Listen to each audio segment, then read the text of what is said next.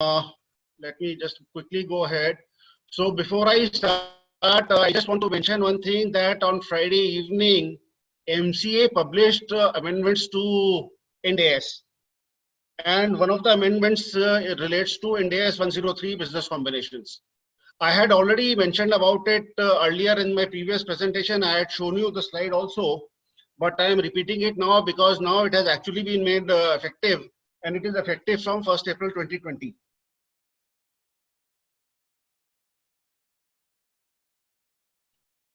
So in the morning, I circulated the amendments also. I posted them to the BBA group.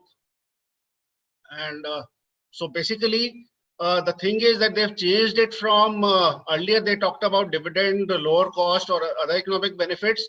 Now they're mentioning it has to be providing goods and services to customers, generating investment income such as dividend or investment, or generating other income from ordinary activities of the business. So that is important.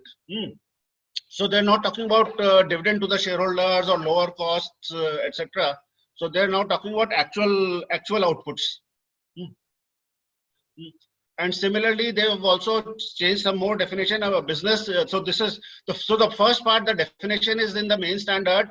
Then the other parts are given in the application guidance. So they're saying the business consists of inputs and processes applied to those inputs that have the ability to contribute to the creation of outputs. So they don't necessarily create outputs themselves, but they contribute to the creation of outputs. So that is a modification that they've made. They've also made some further modifications.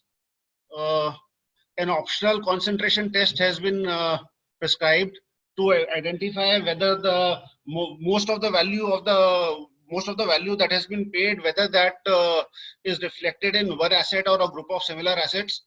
So if it is reflected in one asset or a group of similar assets, then it is not considered a business, then it is considered a asset acquisition. So for example, we can say it doesn't define what is a substantial value. We can take something like a 90% or something like that. So if 90% of the amount paid is sort of reflected in the fair values of one asset or a group of similar assets, then that would become an asset acquisition and not a business acquisition. So there are three elements of business which we discussed earlier also: inputs, processes, and outputs. They've made these minor changes. So instead of saying create outputs, they are saying contribute to the creation of outputs. And also the processes are typically documented, but now they're talking about the intellectual capacity of people also. So for example, in technology industries, biotech industries, wherever there is R&D involved, so there it is basically the intellectual capacity of the people that is getting used to do that R&D to create new intellectual property, etc. So that they've added now specifically to clarify. And outputs, again, now they're not talking about dividend to shareholders and other benefits. They're now talking about goods or services to customers. And where there is a financial services business, then there is investment income or generate other income from ordinary activities. And to be considered as a business, a set of activities and assets is required to have only inputs and processes which together are or will be used to create outputs. So this is more for startups and things who may not have outputs right away. They are still in development phase or setting up phase. So as long as inputs and processes are there, that should be enough. Just going back to inputs. So inputs, the examples given are like non-current assets, intangible assets, intellectual property, ability to obtain the access to necessary materials, and rights to or even employees are considered as inputs. And in processes, they are saying that any administrative type of process is not to be considered. For example, any administrative process, accounting, payroll, things like that are not to be considered as part of processes for determining whether it's a business or not. So these have to be basically production related or service related processes that we are talking about. So again, so there is a change in again, all this is coming in the application guidance. So earlier they said that a business acquired need not include all inputs and processes which a seller used to use. So an acquirer may not have acquired all the processes from the seller because they had their own processes or own inputs which they could use to produce outputs. Now they're saying that is not necessary. Now, as long as the market participant with the given inputs and processes can produce outputs, that should be there. That any market participant should be able to produce outputs from the given inputs and processes.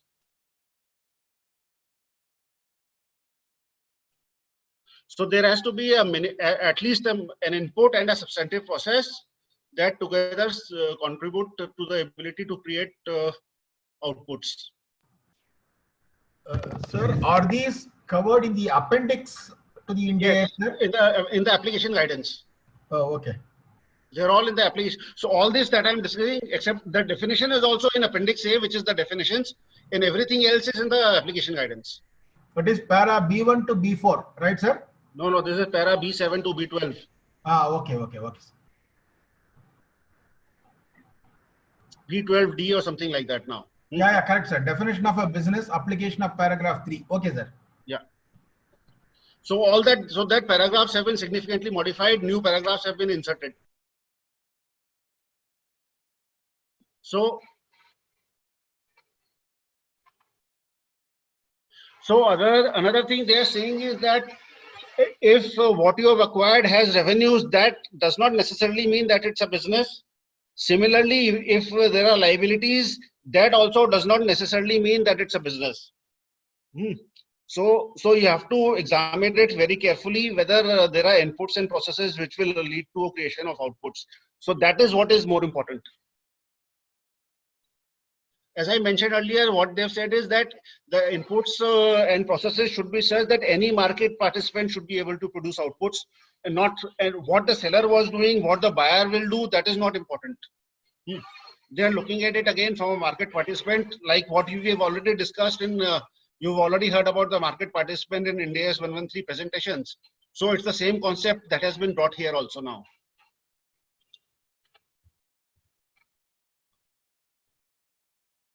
Again, in the old definition, a part of that old definition, there was a presumption that if goodwill is present, then it is a business. So now that paragraph has been deleted.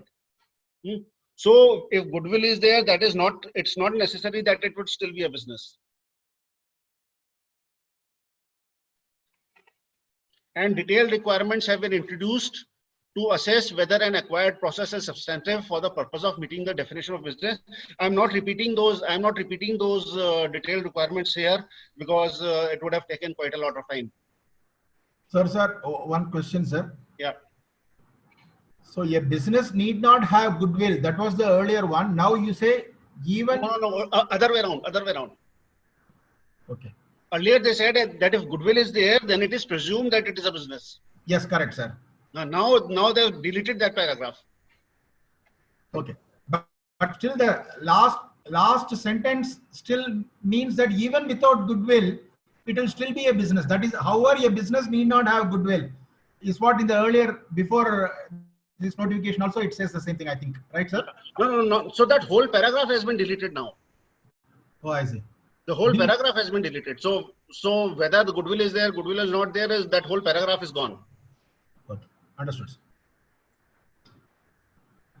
And a new optional test has been introduced to check whether the value paid, the purchase consideration, whether that is concentrated in a single asset or a group of similar assets.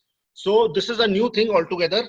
There was nothing like this in the previous standard. So new paragraphs have been added to the application guidance to explain this. So basically, test to assess whether an acquired set of activities and assets is not a business. This test is optional. It is not necessary for companies to do it, but it makes life simpler if somebody follows this. If the concentration test is met, the acquired set of activities and asset is determined not to be a business, and no further assessment is needed. So we say it is an asset acquisition, and then we simply do asset acquisition accounting. If the concentration test is not met, or if the entity elects not to apply the test, the entity shall then perform the detailed assessment. So there is either we can do a concentration test and see whether it is leading to an asset or not. Otherwise, we will have to do a detailed assessment. So this is what it says. Concentration test is met if substantially all of the fair value of gross assets acquired is concentrated in a single identifiable asset or a group of similar identifiable assets. So for example, in a telecom company, the most important asset is the license or the spectrum. So if 90% of the value is concentrated in that particular item, then we will say it's an asset purchase. It is not a business purchase. So gross assets, for this purpose, gross assets to exclude cash and cash equivalents, deferred tax assets, and any goodwill resulting from deferred tax liabilities. So this is what has been explained in the application guidance. And how do we calculate what is the gross value? That is, they've said identify. How do we identify fair value of gross assets? That is fair value of purchase consideration plus fair value of non-controlling interest, if any, plus fair value of previously held interest. This is all that we consider in calculating goodwill. So it is the same thing that is being considered here also, minus cash and cash equivalents and deferred tax assets and any goodwill resulting from. So we reduce that. So this will give us the value of gross assets, and then we compare it to individual values of respective assets to see whether a single asset or a group of similar assets is substantially equal to this fair value. Sir, you gave an example of the telecom related acquisitions. Yeah. So the license or the spectrum, generally that accounts for a significant portion of the total assets of the telecom company, not 95%, but it accounts for a significant portion. Correct. Suppose, so so the acquirer gets the actually, unless the shareholder approvals and the process of NCLT approvals are completed, this telecom approval will come the last. That is approval from the Telecom Regulatory Authority or TRAI with reference to the license transfer may come at the last. So by just acquiring the telecom license, you said it is an asset acquisition. I mean, you have to acquire the business also, no, sir? No, it's a question of accounting. You may be acquiring the business, but how do you account for it? That is the point. So if 90% of the value is in a single asset, then it is no longer a business. That is how they are defining it. It may actually be a business, but it will not be a business from an accounting point of view.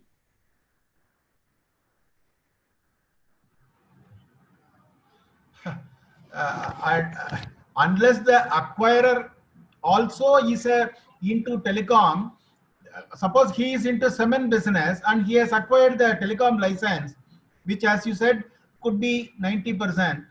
Then for segmental accounting purposes and all, he has to account it separately as a separate line of business only. So in that case, see, what is the difference between asset accounting and business combination accounting? Can you tell me? I discussed it in very detail in the previous session.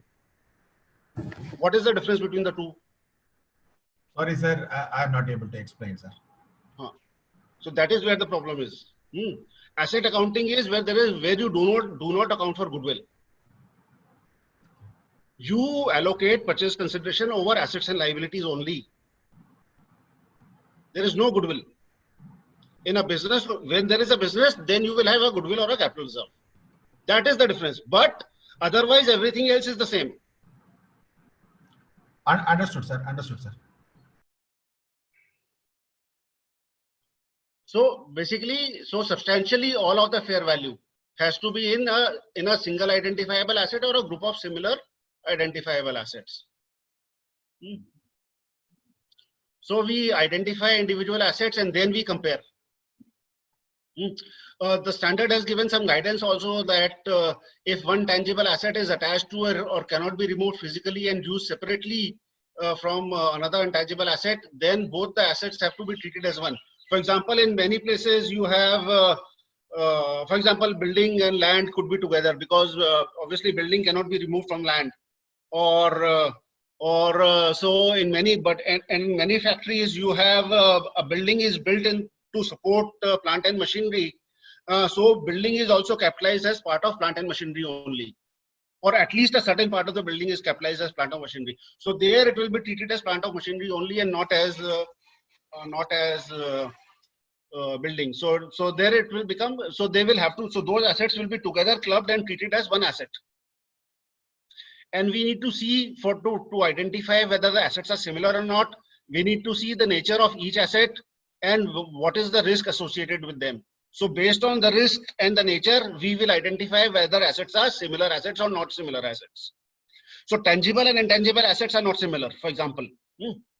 Tangible and intangible assets will always be different. Okay, so now I come back to where I had left earlier. So far, whatever I discussed was something new.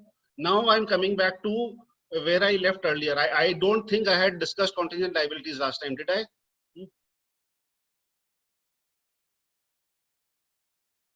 Hello? Can you hear me? Yes, we can hear you, Yeah, but we don't, I can't say that. can't see me. No, I can't see you, but I don't know whether it was discussed earlier. We can hear you. Just a second. No, it was not discussed last time around, sir.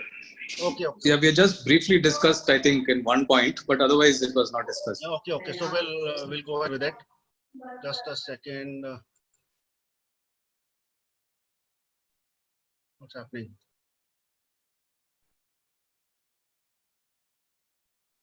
Okay, so I think my camera was off, so now it's on. So okay, so basically, on one hand, as I mentioned earlier, the standard says all assets and liabilities have to be recorded at fair values, but then it also goes ahead and gives certain exceptions to those principles. One of those principles is contingent liabilities, because contingent liability otherwise we do not recognize in the books of accounts. It doesn't come, it only comes as a notes to accounts. But here they've said that even though it is a contingent liability, it has to be recorded as a part of acquisition accounting. It has to come as a liability in the business. So this is a new thing. It's not there in Indian GAAP, even in AS 14 or whatever, we were never doing it. But in AS 103, we have to do it. So what will be the standard for recognition, sir? Will it be more likely than No. So this is what it says now. I've mentioned it here. Assumed, so it is assumed in a business combination at the acquisition date. If it is a present obligation that arises from past events, most important is its fair value can be measured reliably. Even if, this is more important, even if it is not probable that an outflow of resources embodying economic benefits will be required to settle the obligation. So company may say that, okay, the liability will not arise. But even then it has to be fair valued and recognized in the books. So to give you an example, sir, I mean, just to get clarity, suppose we have, let us say, an income tax order which is being fought against. Therefore, there is a contingent liability that we can lose the case. And so how do we recognize that? We've had to fix a probability to it, that probability of winning, losing. Basically, it's a matter of probability. Yeah. Okay. Yeah. Or it could be a yes/no type of a situation. But I will show you on the next slide. The standard also says that even though the company may be saying it is not outflow is not probable, but they're saying you have been showing it as a contingent liability because there is some contingency attached to it. So therefore, there has to be some fair value. And of course, financial guarantees, which under Indian GAAP we were never required to account for, but in Ind AS 109 we have to account for financial guarantees as well. So these are financial guarantees given. So financial guarantees given have to be accounted for, and again a liability has to be accounted for on a fair value basis.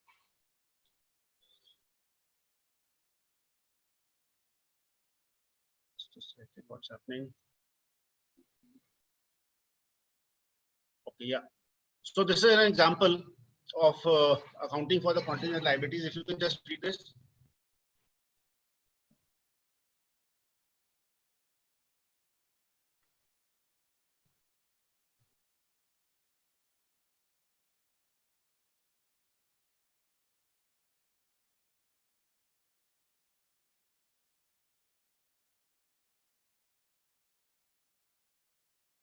So if you have read this, I'll move to the next slide.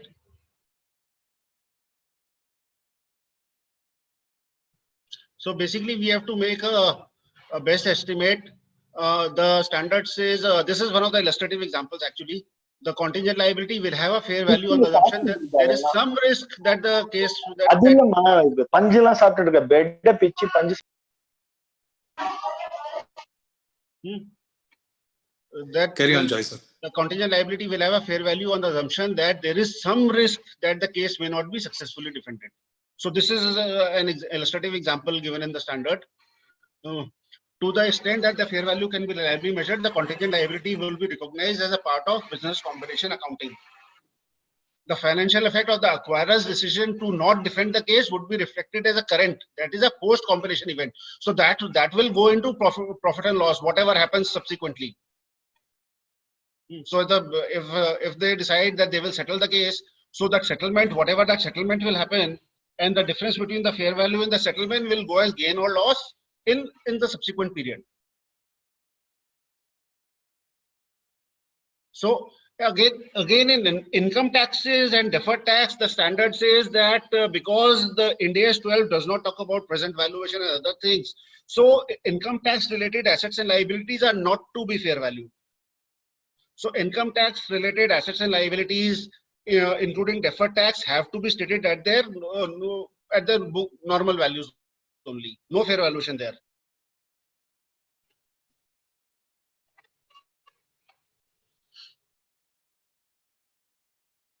So this is a clear exemption from exception to fair value accounting. Employee benefits, they're saying you follow Ind AS 19. So basically on the date of acquisition, you will get a new actuarial valuation done for gratuity or pension or whatever, and then account for it based on that actuarial valuation on that date.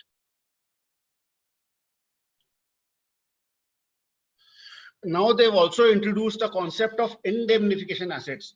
Now, if you know that in most of these share purchase agreements and things like that, there is an indemnity clause. There are reps and warranties, and then there are indemnity clauses. So basically that for certain items, there is a time period given, and if the acquirer has to incur some cost in relation to those items in that period, the seller is required to reimburse the acquirer. So that is an indemnification asset. The reimbursement by the seller to the acquirer, that is the indemnification asset. So normally it will not be there in a merger situation, merger, amalgamation, demerger. It will normally be there when the companies acquire the shares. Normally in those kind of acquisitions, indemnification assets will arise. So it is related to a corresponding, so there has to be a corresponding liability, which was earlier a contingent liability, and now you account for it as a liability on business combination. So when you account for the liability, you will also account for a corresponding indemnification asset if it is covered in the indemnity clause. Sir, I have a doubt. Yeah. So go ahead, Uttam. Yeah, go ahead. Sir, when these contingent liabilities are subsequently written off, let's presume that they are written off, then the effect of this write-off will be done through the profit and loss account. Correct. Am I right? Correct. So now, by recognition of contingent liability, by recognition of certain liabilities which were contingent in the hands of the acquiree, but by forcing it to be recorded in the books of the acquirer, the impact would be that the capital reserves, if any, normally if it were there, capital reserve amount would come down. Correct. Capital reserve account would come down. Or goodwill will go up. Goodwill will go up. In any case, that profit would not have been available for distribution to shareholders. Now, in the first year, I will basically, at the time of acquisition, I will recognize contingent liabilities, and subsequent year, because of the non-probability of the event, I will write off those subsequent liabilities. That profit will now be available in the... No, not a non-probability. You will have to wait till the settlement of that matter.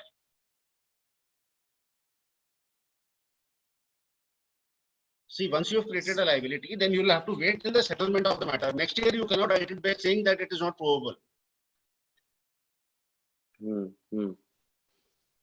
If the event does not happen, if the contingency does not happen, so if it is a court case, it gets settled. If it is an income tax demand, it is settled in the appeal or whatever.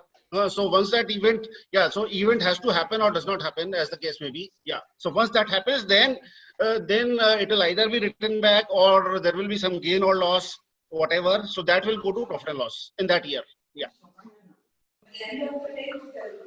which should be available for distribution as dividends. Correct. Okay. Would it not motivate acquirers to basically recognize more contingent liabilities and capital reserve, which otherwise would not be available for distribution of dividends, would become distributable as dividends? So far, well, I have done most of my purchase price allocation work for listed companies, and there I have not seen any of them doing asking for increasing the liabilities and things like that. I have not seen that happening. I've actually done that choice. And in most of the cases, there is always there was always an indemnification asset on the other side also. So when the liability gets written back, the indemnification asset also gets written off. So it's basically, to give you an example, sir, see a contingent consideration which is payable based upon a certain revenue outcome, etc., and an acquisition. So, we assume that it is likely to happen. And contingent consideration. Sorry. So you can take an example of an income tax liability or a court case going on or something like that. Yeah. Okay. So just come back to the indemnification asset, Joy. Yeah. See, there is, suppose we say that the indemnification asset is for realization of debtors. In case we don't realize 100 crores of debtors, to the extent of the amount which is not realized, there will be an indemnity giving us the amount. Yeah, but the issue is that because the debtors are already in the books, you will not create a separate indemnification asset in that case. Yeah. So where is the case where the indemnification asset comes? So where there is a contingent liability which you have recorded as a liability, and against which there is an indemnity. So I will tell you a case, and this is a real life case. This is a real life case, and I can also tell you the parties involved because it happened long time ago. I was working with SRF Limited. Well, I was advising SRF Limited, and they bought a plant making tire cord and things like that somewhere near Madras from DuPont. And I was advising SRF on doing the due diligence, helping them in negotiations on the agreement, and I made them write a clause on indemnity, which was not there in the original agreement. There were certain municipal taxes liabilities, quite large, which were being shown as a contingent liability by DuPont. So I asked them to include that as an indemnity, and ultimately, so that clause got included. Both the parties agreed. 2 years later, the actual demand came on SRF. SRF paid it and claimed it from DuPont, and DuPont actually paid it back. So and that amount was more than actually the original purchase consideration. Can you believe it? What DuPont indemnified and paid back was more than the purchase consideration. This is a real life story. I was involved in it. So normally in the share purchase agreements which we normally get involved in, what we say is we put a reps and warranty saying that. So reps and warranties are not enough. There has to be an indemnity clause. Okay. So apart from reps and warranties, because how do you enforce those reps and warranties? What is the consequence of those reps and warranties on the seller? That comes through the indemnity clause. So, would it not be sufficient to say that the liabilities which exist on the date of acquisition are the only liabilities, and there would not be any additional liabilities? Similar would be the assets. No. Once but you put point is because all the contingent liabilities, they are all disclosed as a part of due diligence, etc. So they are all known. Right. So they're all disclosed and known. So normally what happens is that as a part of the share purchase agreement, there is a schedule which shows all these kind of items. What are the cases? What are the disputes? What are the contingent liabilities? So a disclosure list, a kind of a disclosure list is made, and then so that gets covered under reps and warranties, and that gets covered under indemnity. So in indemnity, depending on negotiation between the two parties, there can be an upper limit of the value, or there can be a de minimis limit that if, like I have seen in some cases where they say that if there is a demand or an expense up to 5 crores, it will not be reimbursed. Anything above 5 crores will be reimbursed. So I've seen that cases also, those kind of cases also. I have seen cases where there was an overall limit. So the seller said, we will reimburse you subject to a limit of say 30 crores or 40 crores. So it could be that also. So it depends. So that's simply a matter of negotiation between the two parties. Awesome. Awesome. Thanks, sir. Thanks, sir. Yeah. Thanks, Abram. So I've actually seen all those cases. So first of all, so we value the contingent liability, we also fair value the indemnification asset. But the point is that here they say that it cannot exceed the liability, corresponding liability.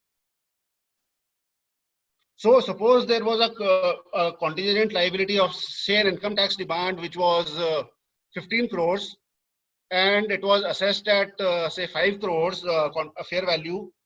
And the seller gave a indemnity of 10 crores. So we cannot account for 10 crores. We will only account for the indemnification asset also of 5 crores only. Sir, sorry to interrupt. I'm Deepak. I just wanted to know how in the SRF case that you're talking about, how was the recognition done at that point in time? Sir, those days there was no Ind AS. No require, right? There was not even IFRS 3 was also not there those days. Okay. I'm talking about 90s. So in this case, how would it be accounted now? Because it exceeds, the amount you said exceeds the purchase consideration. Actually, it turns out. No. So the time of recognition date. So you will account for the contingent liability. Yes. And then you will account for the indemnification asset. The asset and liability will cancel out each other. Right. Yeah. Okay. Thank you. So basically, you're not inflating your goodwill then. Basically. Sir, indemnification asset and contingent liability should be fair valued independently. Am I right? They should be fair valued independently, but indemnification asset cannot exceed the liability. That's the very nature of that indemnity. Goes without saying. Yeah. So even if fair value is lower than the actual demanded amount or disputed amount, the indemnity cannot exceed whatever is the liability booked in the accounts. Indemnification asset, that is. Yeah. So like I've given an example, seller to reimburse future losses on a particular contingency beyond a specified amount, for example, income tax demand. So it could be anything. In my case, as I mentioned, it was some municipal related demand and the demand was in 40-50 crores, that kind of case. So let us look at one example here. If you can just read this.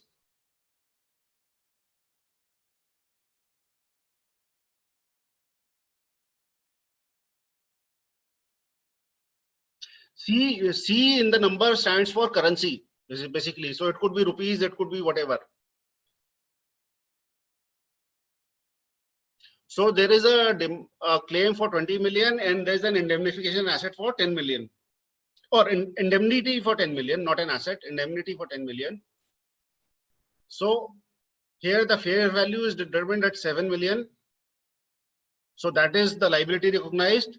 Similarly, an indemnification asset of 7 million is also recognized. So it cannot exceed 7 million, even though the indemnity is up to 10 million, but the asset will have to be limited to the liability.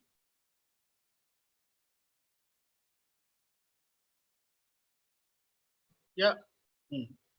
So entity E does not recognize an asset that is greater than the liability's fair value. And the liability is measured at fair value and the asset is measured on the same basis, so as no adjustment has been required for collectibility. So the only thing that the standard also says is that you also have to look at the collectibility of the party or whether the party will pay or not pay, in terms of their financial soundness, etc. So you may have to make a provision for doubtful debt or to reduce the asset by that amount if required. So that is the only other thing that the standard is saying. And when we are valuing the contingent liability, we'll be using the certainty equivalent factor. That would mean that we would not have to discount it. Am I right? No, you still have to discount it. The Wouldn't point is certainty- you have to estimate when the liability will get paid. So the discounting would be at risk-free rate of return in that case. No, not risk-free, right? It will Because have to be- certainty equivalent factor will remove the risk of uncertainty. Okay. The probability estimates will remove the risk of uncertainty. So what would be left off is only the inflation rate. No, And no, therefore no. It's not only inflation rate. It is basically an unsecured liability, right? Right. That's right. So you have to discount it using a rate which will be equivalent to an unsecured liability. So if you were to borrow a loan at an unsecured rate or whatever, what rate you will pay at?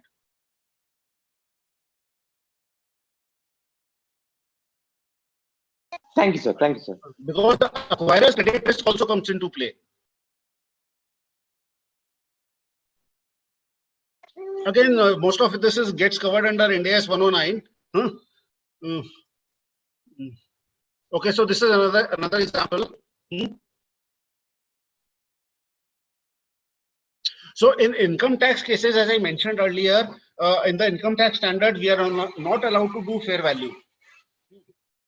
So if the liability is 2.5 million, we cannot, and the fair value is 1.74, we cannot account for it at 1.74 million. We will have to account for it at 2.5 million only. And similarly, the indemnification asset. So indemnification asset will also be at 2.5 million. So basically, they're saying that you have to follow the same principle that you are following for the liability.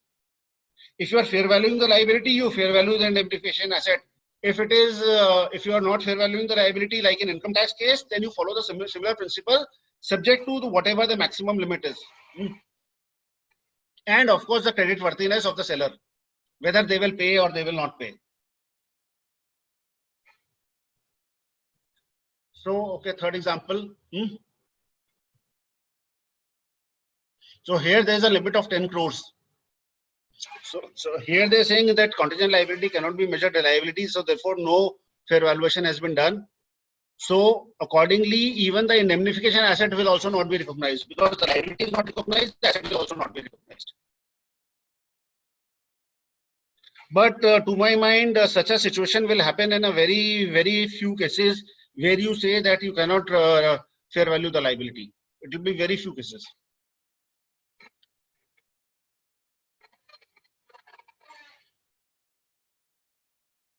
Okay, then this is a new amendment which came in last year once Ind AS 116 came in. So it says that again one has to look at what is the remaining term on the acquisition date. And if it is less than 12 months or equal to 12 months, then the acquirer need not do lease accounting. And then they can simply follow the operating lease principle.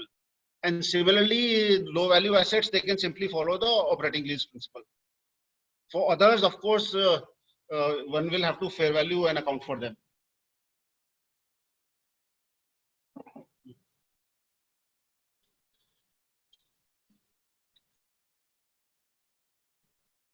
So this is only helpful basically for low value items and for items where the leases are less than 12 months. So this is only helpful there. Otherwise, your normal principle of accounting for asset and liability at fair value continues. Okay, then this is again a complex sort of an issue, which is reacquired rights. So this is basically where the acquirer had given a right to another party, and then it acquired that other party. So by acquiring that other party, it is getting back the right that it had initially given. So this could be franchisees, this could be licenses, things like that. Brands, brand licensing, technology licensing, franchise is a very common example.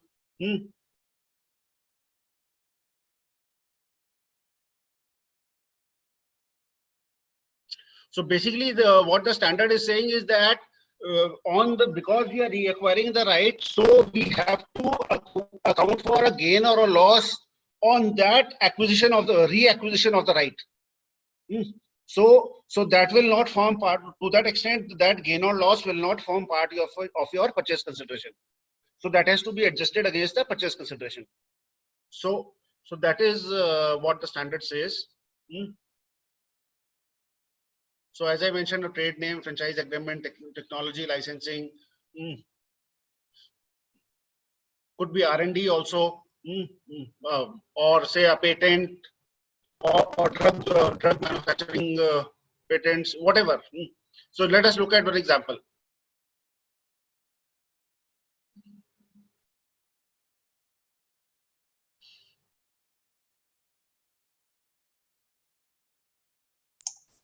Sir, sorry to interrupt you. Shilpa here. Yeah. So what are the timelines? One or two participants have privately pinged me. Like they want to know. Hello? They want to know till what time the session will be. Okay, I thought it was budgeted till 12 o'clock now, isn't it? Yes, sir. No, just wanted to know the timelines. That's all. Like, okay, so you're- yeah, so 12:15. We'll try and finish. Sir. Yeah. Okay, sir. Okay. Thank you. Thank you so much. Okay. Okay, so if you have read this, we'll go at next page. So there is a little bit of a complicated accounting here as to what number do we consider for adjusting against purchase consideration.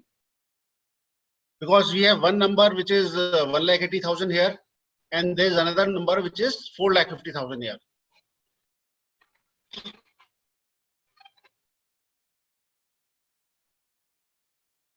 So the standard says that we have to calculate the gain or loss, which is the lower of the two. 3 lakh, which is the amount by which the right is unfavorable to entity ABC compared to market terms.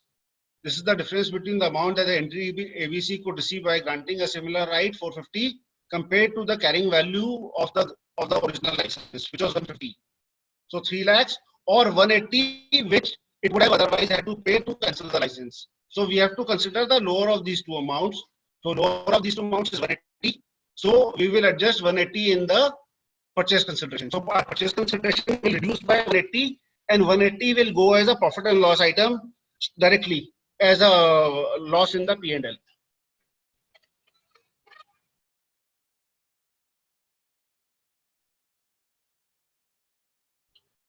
So this is a little bit of tricky accounting. So one will have to read the standard if something like this comes to you. Share-based payments, basically the standard says that if the sellers ESOPs continue, then they have to be revalued as on the acquisition date and then prorated between the past period and the future period. Or there could be a possibility that the sellers ESOPs are cancelled and the acquirer issues their own ESOPs in lieu of the old ones. So again, they have to be fair valued, and then the part of the combination has to be treated as pre-combination and post-combination. Pre-combination portions are adjusted against purchase consideration, and post-combination will be accounted for in future as and when the employee renders the service.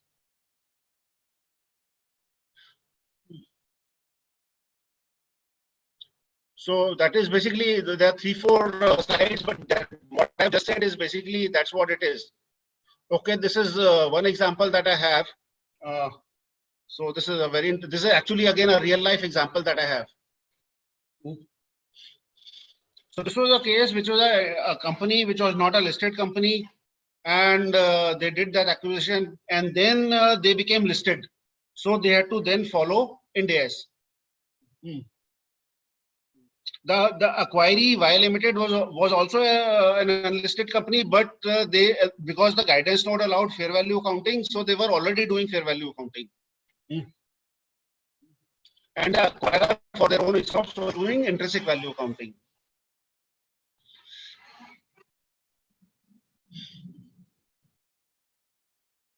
So the acquirer made Ind AS accounts once it got listed. So what should be the treatment? So if anybody can tell me that. So in this case, the acquirer did not issue their own ESOPs.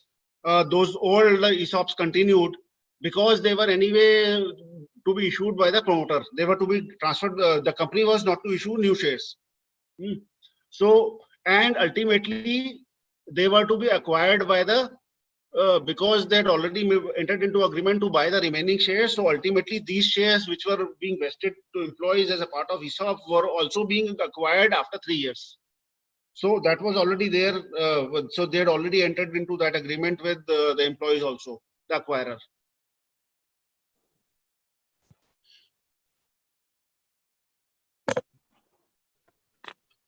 So these were fair valued.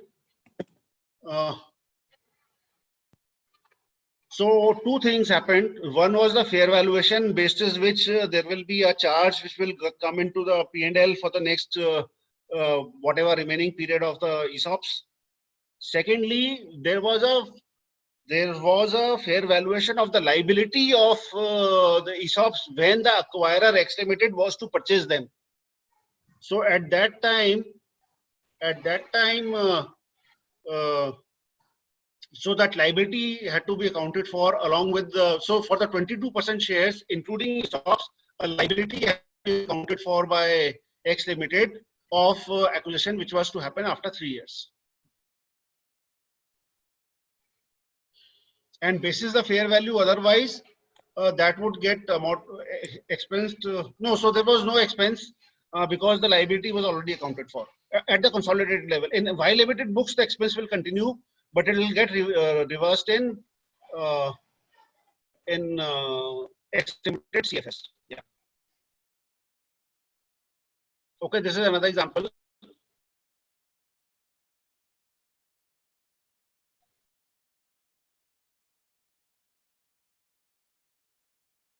So here the old awards were cancelled, old ESOPs were cancelled and new ESOPs were issued.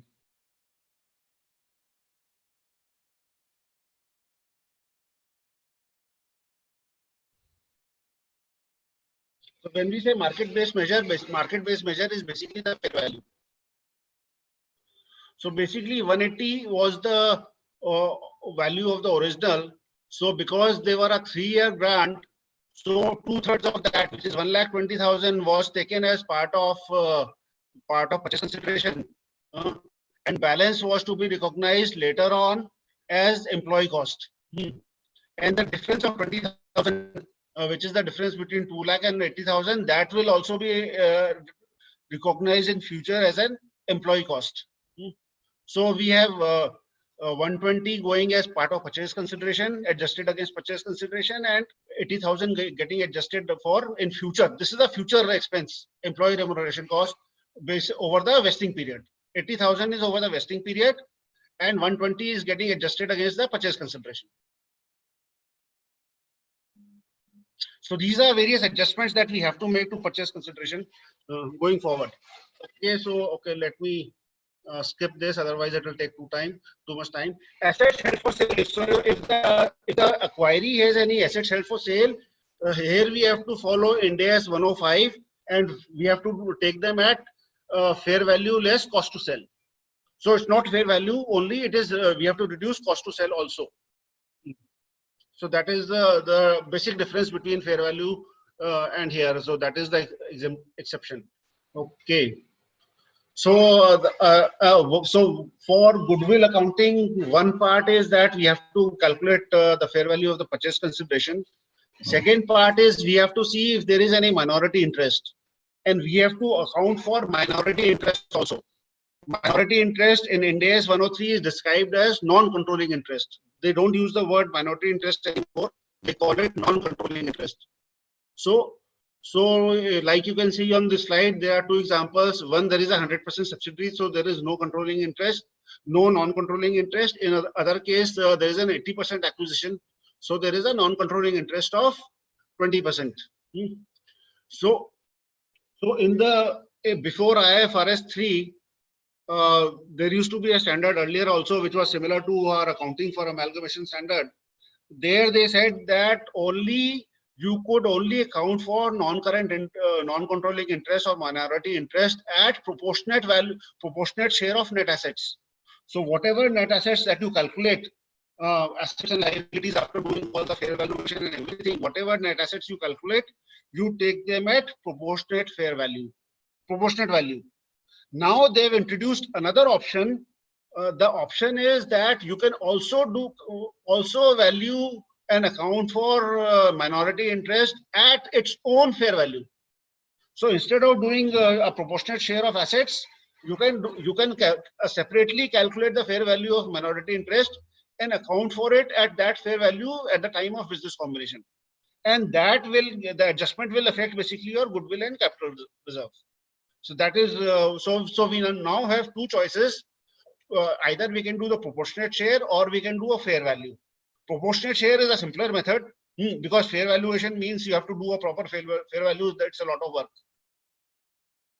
So fair value is the new method. Proportionate method is the old method. So old method also continues, and then we have a new method also. So we can choose, the companies or the acquirers have an option to choose either of them. And they can do that on a transaction by transaction basis. It is not like an accounting policy that you choose one and then it stays. So for some transactions, they can choose fair value method. For some transactions, they can use the proportionate net assets method. So it is up to the company. For each transaction, they can choose either of the two. So this is an example, just trying to show you what the difference will be in old method and new method. So P pays 800 million to purchase 80% shares of S. The fair value of 100 SI is 600 million. So 80% of 680, 80% of 600 is 480. So here we have so 120 in the old method. Then 120 becomes your non-controlling interest or minority interest. So you've paid 800 plus 120. 920 is your total liability minus 600. So you get a goodwill of 320. So this is option A. Option B is that instead of taking the minority interest at 120, we take it at fair value. So in this case, the fair value is 185. So the goodwill becomes 385. 800 plus 185 minus 600. So that is 385. Now, another important thing to note is that that whatever purchase consideration has been paid, minority interest will not be an automatic pro rata of that amount. It will not be an automatic proportionate because we have to consider the factor of illiquidity and that the fact that minority interests are not in control. They lack control. So we have to apply a discount for lack of control. So those discounts, etc., will have to be applied. So minority interest may not be at the same value or at the same pro rata value what was paid as a purchase consideration. So basically you have to do a recalculation of fair value of the minority interest.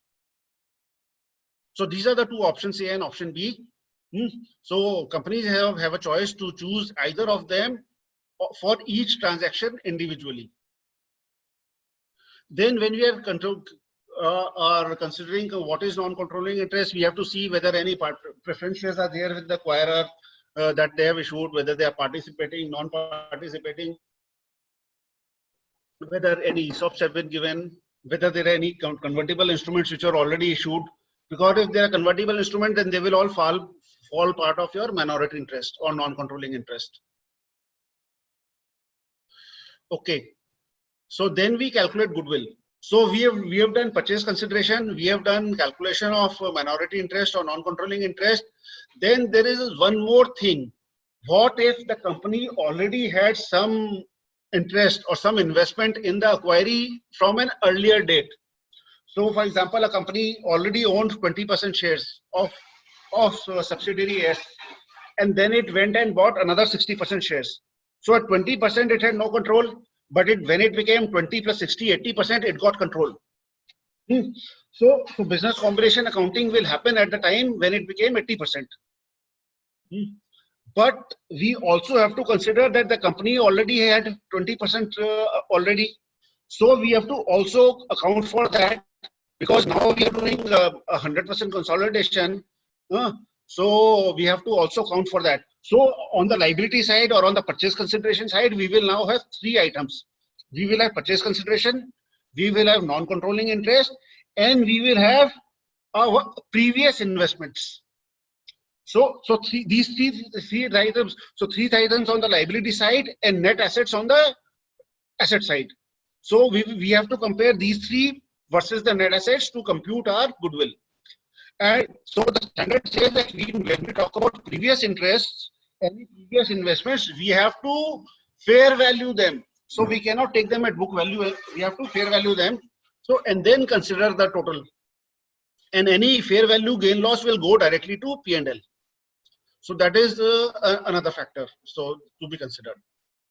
So three stages for the liability side: purchase consideration plus non-controlling interest plus previously held interest, any previous investments. And so purchase consideration is fair valued.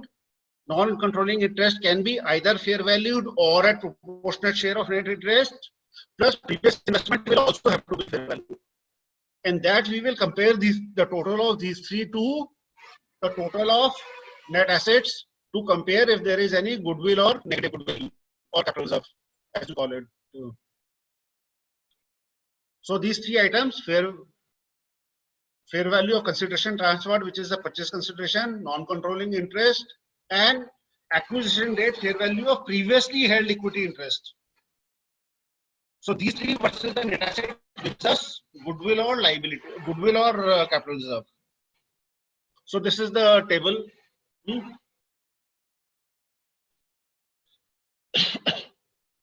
Fair value of consideration plus non-controlling interest plus fair value of previous equity interest minus net assets. That will give us a goodwill, or in Ind AS they don't use the word, in IFRS they don't use the word negative goodwill, they use the word bargain purchase. So there is a bargain purchase. And in Ind AS what we have said is that the bargain purchase will be treated as a capital reserve. So we will either have a goodwill or we will have a capital reserve in Ind AS. In IFRS, the bargain purchase goes directly into profit and loss account. So, but in India that was disallowed because they said that in acquisition you cannot take anything to profit and loss. So in India it has been converted into capital reserve.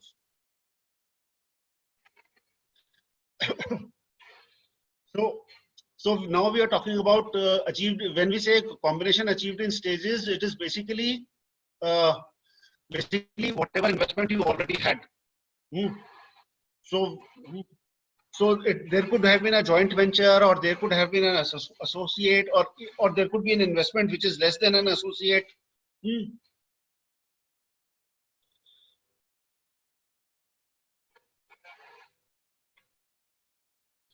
So depending upon how, so you will have a certain value for an equity for a joint venture or an associate coming in your consolidated financial statements, and then you do fair valuation, and then whether you take that gain loss to profit and loss or to OCI depends upon what have you chosen in your standalone accounts in terms of Ind AS 27.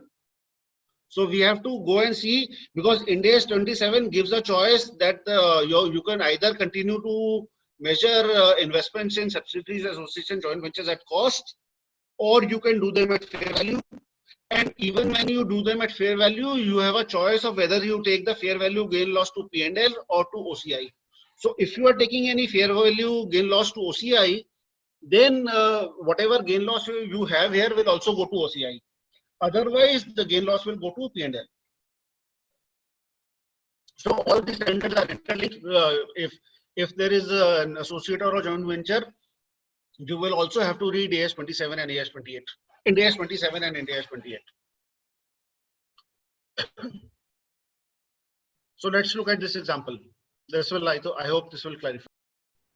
So here 50 million was the cost of the previous investment, and now that a fair value of that is 70 million. So the difference between 70 million and 50 million if they were not taking the fair value loss gain to OCI, will now go to profit and loss account. So 20 million is booked to profit and loss account. Investment is considered at 70 million. So we have 70 million plus 100 million, so 170 million, plus we will have a 25% of NCI also.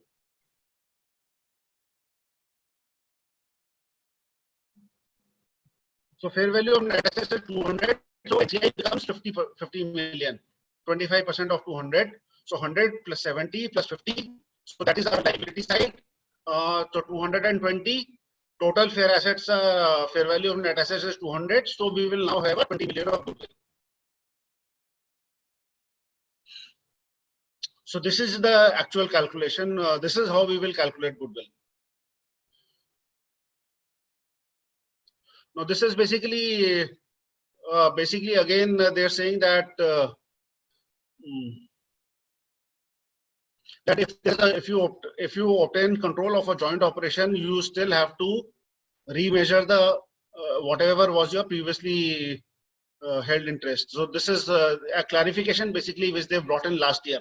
It was not there earlier, so they brought in last year.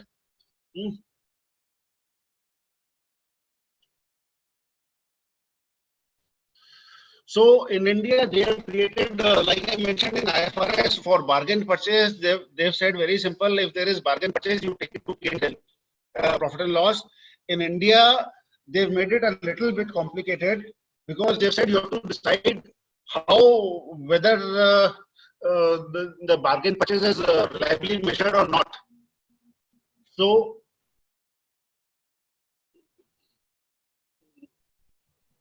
okay, just a second. Okay, so okay, I will come to that, but so there could be a case where, as we mentioned before, that there could be no transfer of consideration. There is no consideration, but you still obtain control. So in that case, whatever you had, if you had any previous investment in that company, that will have to be fair valued. And balance will be HCI. So suppose you have 25% in investment in a company, you will fair value 25% plus 75% you will take NCI, then compare it to net assets, and then compute goodwill or capital reserve. So let us look at an example. Okay. The other thing is that in case we have to give a disclosure of what are the components that make up goodwill. So when we talk about goodwill, we have to talk of what components is. We don't have to give numbers to them. We just have to give a disclosure. So I'm just giving you one example here of the companies that will have to make that assessment of what all is included in goodwill. So in this case, there was the total amount of goodwill recognized is 100. And the acquirer management expects CGUs A, B, C, D to benefit from synergies.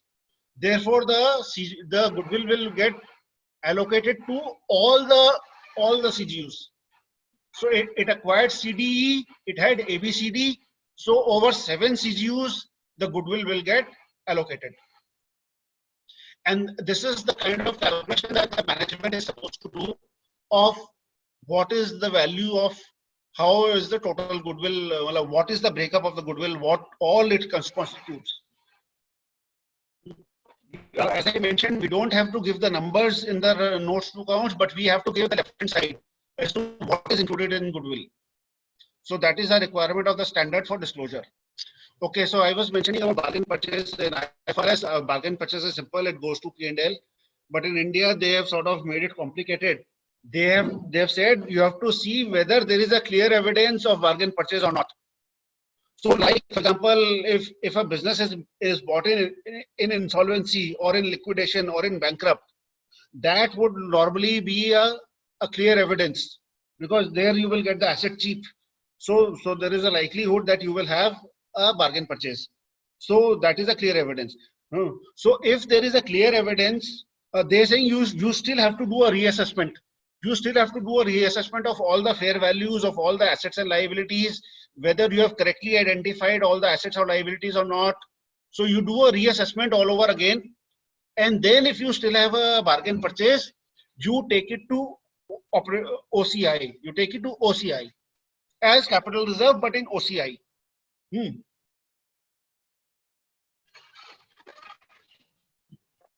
And if there is no clear evidence, then again you are supposed to reassess everything again, reassess the fair values, reassess whether you have identified all the assets or not, reassess everything all over again. And here, instead of OCI, we will take the bargain purchase directly into equity as capital reserve. So it is not getting routed through OCI, it is going directly to capital reserve. So this is an unnecessary complication which has been made in the standard. I don't think it was required, especially considering IFRS, but they've just done it. So every time company will have to see whether they have to take it to OCI, whether they have to take it to capital reserve, directly to equity. So just making things complicated unnecessarily. So let's look at a few examples now. So we have an acquisition cost of 2750. Book value of net assets acquired is 2 million. Fair value of net assets acquired is 25 lakhs. So the difference is, from the book, the difference is 750. So 500 is on account of fair valuation and 250 is your goodwill. So 500, so here we have said that how that 500 is coming about. So inventory has a higher valuation by 50,000. Equipment has a higher valuation by 300,000. Land has a higher valuation by 150,000. And remaining is goodwill. 250,000 is goodwill. 2750 minus 2500 is goodwill. So this is in case of a wholly owned subsidiary. So now another example where there is only 80% has been acquired. So acquisition cost is 22 million. And in this case, I have assumed that that a proportionate net asset method is being followed for NCI, not a fair value method. So if the fair value of the assets is 2,500,000, so 20% of that is 5 lakhs. So our total value becomes 22 plus 5, 27 lakhs. And the fair value of the assets is 25 lakhs. So 2 lakhs is the goodwill here. And 5 lakhs is allocated to various assets based on their fair values. So in the previous example, we had a 250,000 goodwill. Here we have 200,000 goodwill. If we had done fair valuation of NCI, then this goodwill number would have automatically changed. Now a third example, which is a bargain purchase example. So acquisition cost is 1900. Same thing. Book value is 2 million and fair value is 2500. There is 20% NCI here also. So 1900 plus 500 becomes 2400. So we have a 2400 on the liability side, 2500 on the asset side. So there is a bargain purchase of 100,000, which is coming up. Your assets and liabilities will be stated at their fair values only.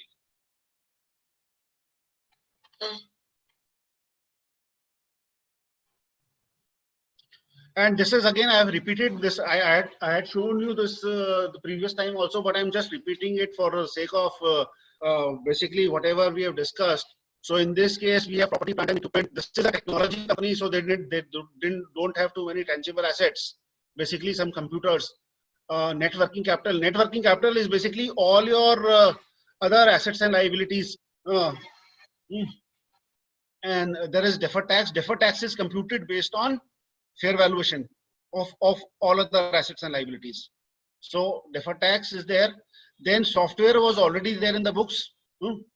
And then these three: brand, customer, contract relationships, and non-compete fees, what I identified as a part of doing the purchase price allocation. So these were not recorded in the books of the acquiree. So I recorded them, so I accounted for them, and I fair valued them, and I accounted for them. And the balance amount is goodwill. So 821 is the balance amount, which is goodwill.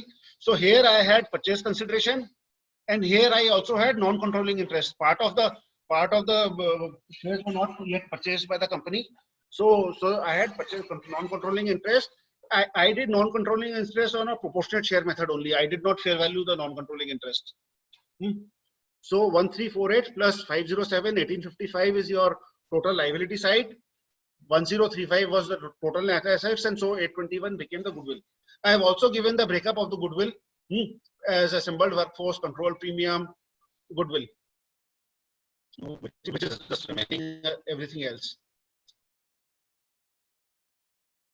So as I mentioned, all acquisition related costs have to be expensed. They do not get capitalized. Okay, so we've talked about that there can be a business combination without transfer of consideration. So these are just some examples. Repurchase of own shares by an acquiree so that the existing investor obtains control on account of acquirer's voting percentage increasing. So this can happen. So lapse of minority veto rights that previously kept the acquirer from controlling an acquiree in which the acquiree held majority voting rights. So sometimes you have these agreements between the parties, and those parties may provide certain rights to majority and minority. So sometimes minority may have certain veto rights, which will effectively mean that the majority does not have control. But sometimes what happens is that after a few years, those rights may lapse. So if those rights lapse, then the majority holder gets control. And by contract, that is by obtaining power to appoint majority of directors on the board of the acquiree. So, okay, let's look at this example. Which of the following scenario represents a business combination?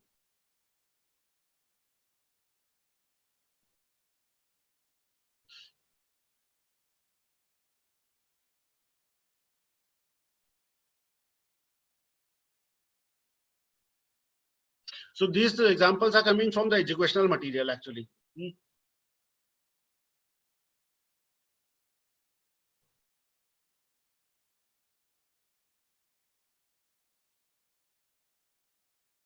Okay, so the rights that other investors had, so that has lapsed. So that means that the majority has got control now. So when the majority gets control, then So when the majority gets control, then it will become a business combination for them. Not at the time when they bought the shares, because at the time when they bought the shares, they didn't have control at that point in time. So that time it's just an investment. It may be an associate, but not a control. So it becomes control when the rights of other parties lapsed. So that is the date. 31st December 16 is the date when a business combination is taking place. Okay, another example.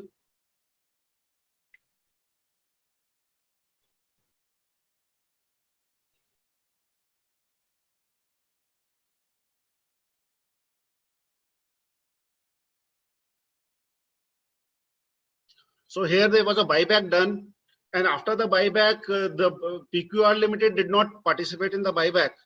So as a result, its shareholding increased in the investee company, and it increased to 60%. So it got voting rights of 60%, and so therefore it became business combination. So this is very important, so particularly for auditors, when they see, when they're auditing the accounts and they see an investment schedule, there is no change in the investment schedule from last year to current year, but they need to ask the clients as to if there is anything which has happened in the investee company that may have changed your voting percentage, or that may have changed your control over it. In fact, last year I did an assignment. Basically, the company was already doing EDS, but they had certain issues. So I was helping them restate the financial statements. And when I was going through it, I found that there was a case where they had both companies were holding shares in each other, and this company was showing the other party as their holding company. And when I analyzed it, I discussed it with the management, I discussed it with the company secretary, we spent a lot of time on it, and ultimately we came to a conclusion it should be the other way around. The holding company should be the subsidiary, and this company that we were working on, that should be the holding company. So the whole thing changed. So it is important to, and so we had to do a business combination from the retrospective date in that case.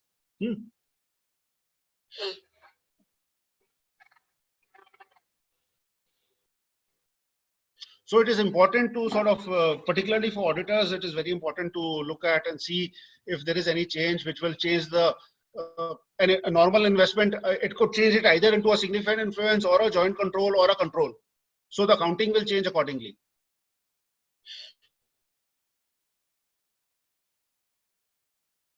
So as I mentioned, that if there are any previous investments in that investee, they will have to be fair valued. And we will also consider whatever is NCI's share, fair valuation of previous investment plus NCI share, that and we will have. So even though no money has been spent by the acquirer in this example, no money has been spent by the acquirer, no new money has been spent rather, no new money has been spent, but we will still have to do business combination accounting. We will have to do fair valuation of all assets and liabilities. We will have to do the whole thing completely. We will have to fair value the investments held. We will account for the NCI and we will compute goodwill or capital reserve accordingly. So that accounting will have to happen. And even in a case where the company does not have any investment, for example, they get control over the board by virtue of a contract, they will still have to do consolidation. They will still have to do all this activity. The controlling interest will be 100%, but it will come into their books as assets and liabilities will come in their books at fair value. There will be no goodwill in that case, or there can be there will be no goodwill in that case, but assets and liabilities will come in their books in the consolidated financial statements, in the P&L. Subsequently, all the profit, revenue, expenses, everything will get consolidated. Though 100% will go to minority interest, but it will get consolidated. Sir, I have a question here, sir. Yeah. If two entities hold 50% each and they have equal control over the board, but then one of the entities has a casting right, then that entity which has the casting right, or when it acquires that casting right, should at that point of time it should be considered as business combination, is it, or should it be accounted as a joint venture entity?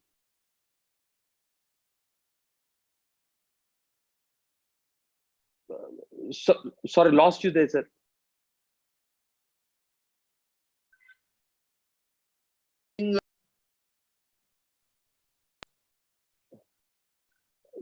Sorry, lost you there, sir. No, so I'm.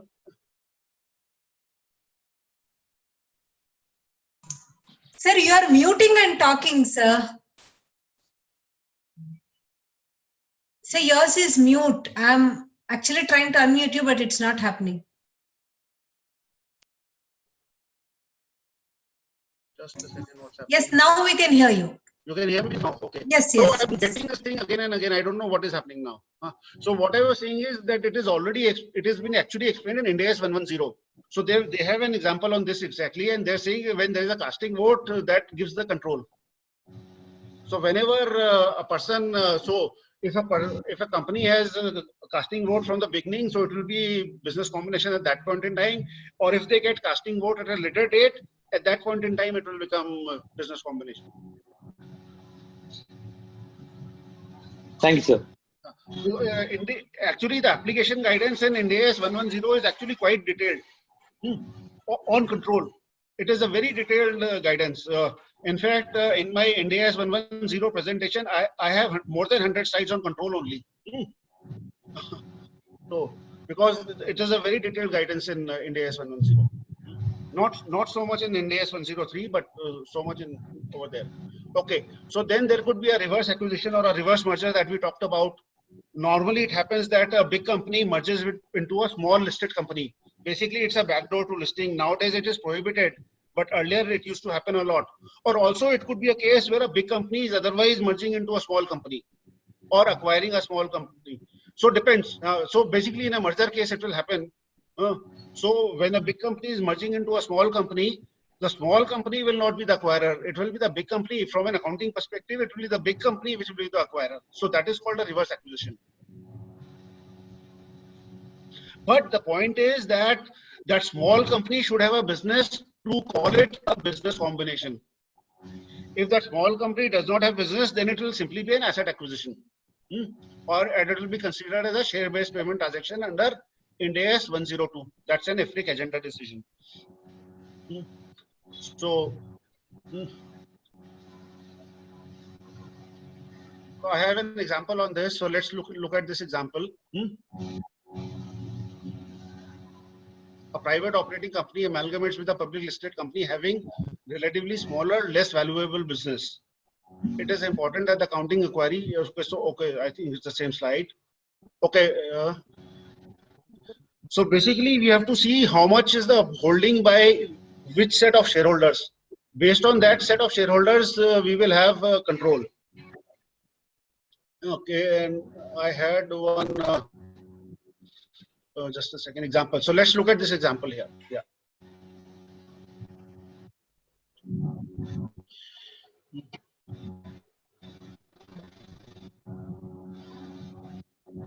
So B Limited owners have only 1/3, so that means they are minority. So they are minority, so that means A Limited has acquired B Limited.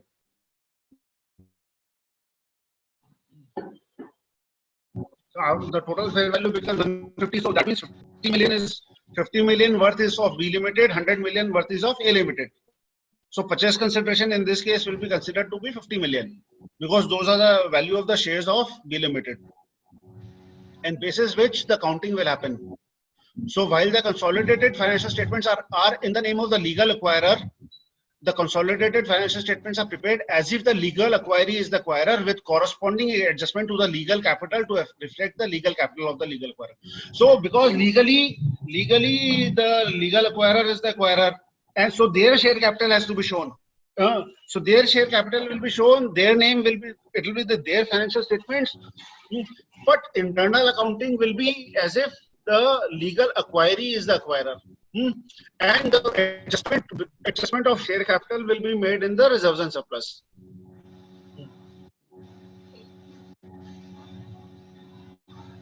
So basically adjustment is happening in reserves and surplus only. Okay, so we are beyond 12 o'clock already. So if you allow me, I will take 5 minutes to just explain common control accounting and then we'll stop. Carry on, sir. Yeah. So I'll just take 5 minutes. Okay, just one more thing before that. So if say you have a control in a company, but you don't have 100% shareholding, and if you acquire subsequent shareholding, that will not affect goodwill. You will not do business combination accounting then. Then it is only an adjustment between equity and non-NCI. You don't make any further adjustments to goodwill or assets and liabilities. It's the only whatever you pay, you will adjust the proportion of NCI, and the difference will go to equity. It will not even go to P&L. The difference will go to equity. Okay, so common control transactions. So common control transactions are where there are two parties which are doing a business combination, and they are controlled by the same party or parties, and that the control is not transitory. So control is not there for a day or 2 or 3 days. It is a proper control for a longer period of time. So it could be within a group, say fellow subsidiaries merging with each other, parent subsidiary merging with a parent company, or it could be different companies which are not part of the same group, but which are owned by the same set of shareholders. So which are owned by the same set of shareholders. So they will also be common control transactions. So the only thing that the standard is saying that the entity is controlled by way of a contractual. So if there are more than one set of shareholders, if there are more than one shareholder, between the shareholders, there should be a contractual arrangement for common control. So if it is, say, a business house, like we have these families, Birlas, Tatas, Ambanis, etc. There it is because those families are identified.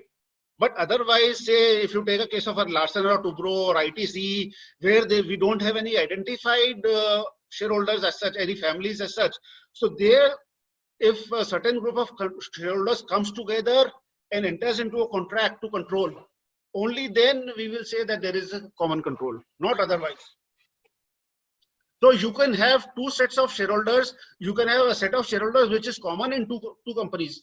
But if they don't have a contractual agreement to control, then there is no control. Just common shareholding is not enough. So actually in educational material of the institute, they have given lots of examples. So this could be one subsidiary to another, parent to subsidiary, subsidiary to parent, all these are common control transactions. So they all within the same group, they are easy to identify because parent to subsidiary, fellow subsidiary, or subsidiary to parent, parent. So all those are very easy to identify. Problem is when we are talking about that there are a set of shareholders which are sort of discrete.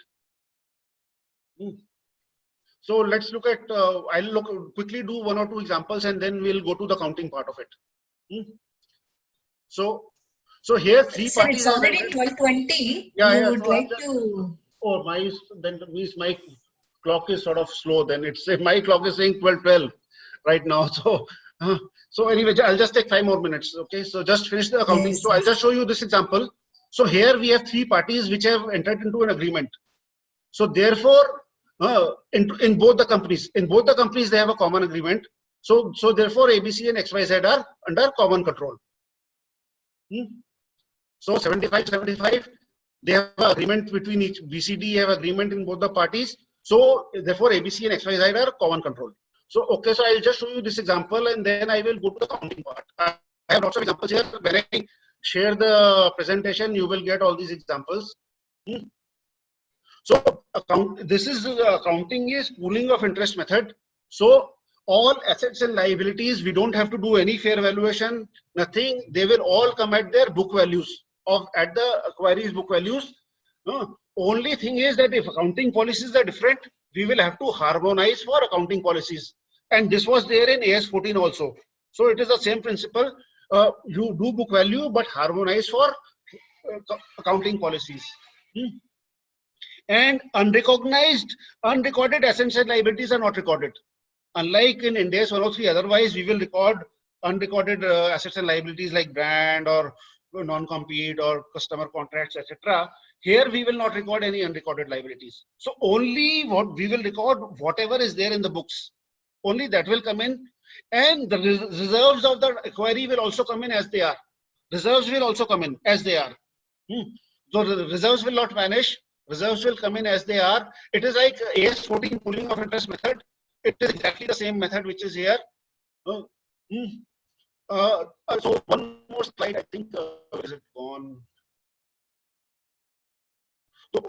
Okay, so the only other thing that they say is that even when the shares are issued, the shares have to be at par value only.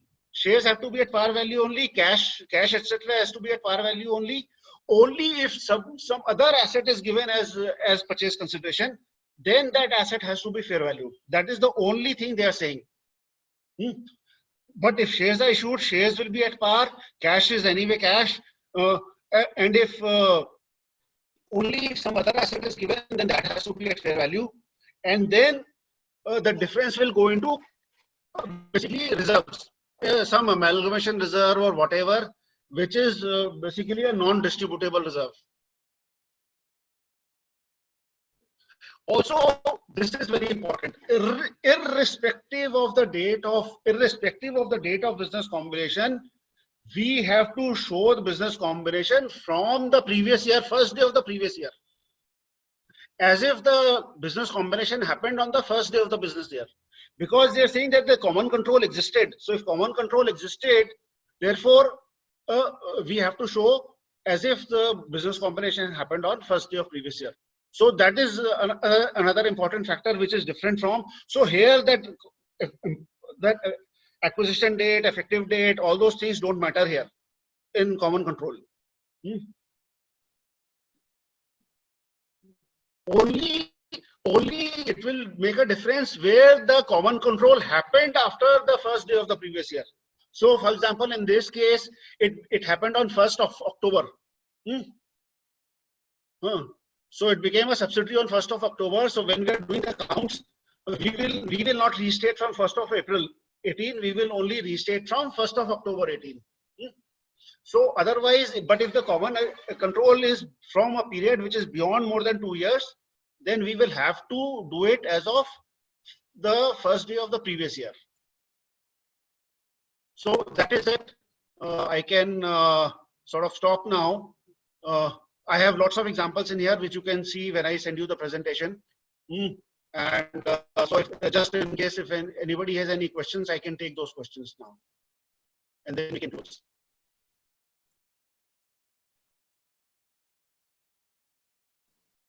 Yeah. There is a lot of stuff here. So I'll just close here. Yeah. Participants can raise their queries if they have. So in case of common control transaction merger with group companies, there is no need to have a fair valuation of assets. Only the pooling interest method can be used. Correct. Okay. So again, common control accounting is not there as part of IFRS 3. It is only an addition in Indian standard. IFRS 3 is silent on what to do about common control accounting. So people can do whatever they want. Yeah. Any more questions or? Yeah. Hello. So just one question. When now consideration is paid by issue of equity shares of the acquiring company, then if we are appointed for PP analysis, are we supposed, and that exchange ratio is determined.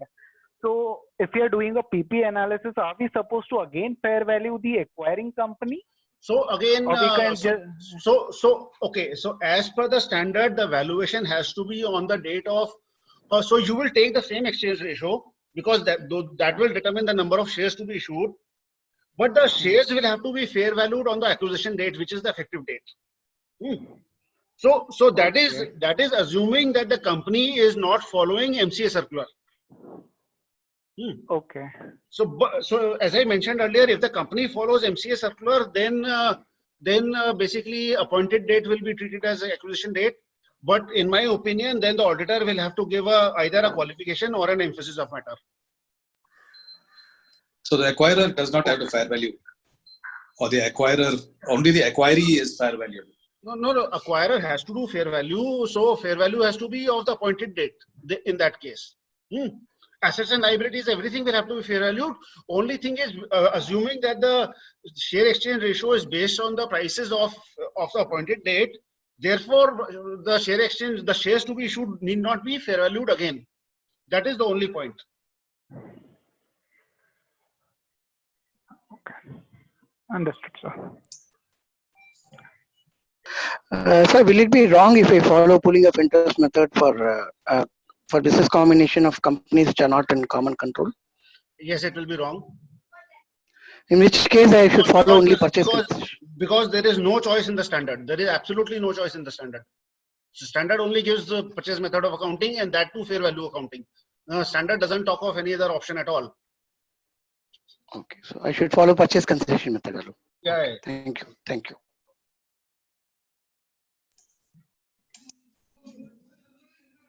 Right. Any other questions? On behalf of Bangalore Valuers Association, I would like to thank Mr. Joy Kumar Jain for accepting our invitation to discuss on business combination as well as impairment of assets. Sir, really, you have taken so much pains to take a second part of the session, almost, the other day and today it was almost more than 5 hours, I feel. Yeah. Thanks a lot for your efforts and patience. Mr. Abraham, would you like to add anything? No, I just want to thank Joy for having taken so much of trouble to make this presentation to us. All of us have taken something away from these sessions which he has held. And for us, the big thing is that Joy is an expert. And when we speak to him, we know that we are getting an answer which we can rely on. It's also clarifying our doubts. It's helping us to come up with something which we can use in our business. And it's therefore very useful. And we thank Joy for having taken so much of effort to try and push this little bit of understanding into our heads. We hope that some of it sticks. I will, of course, go through the presentation once again to make sure that I've caught on to whatever was outlined. So thanks a lot for that, Joy. Thank you so much. Thank you. Have a happy weekend to all the participants. Okay, Yeah. thanks. Thank you so much. Bye-bye. Okay.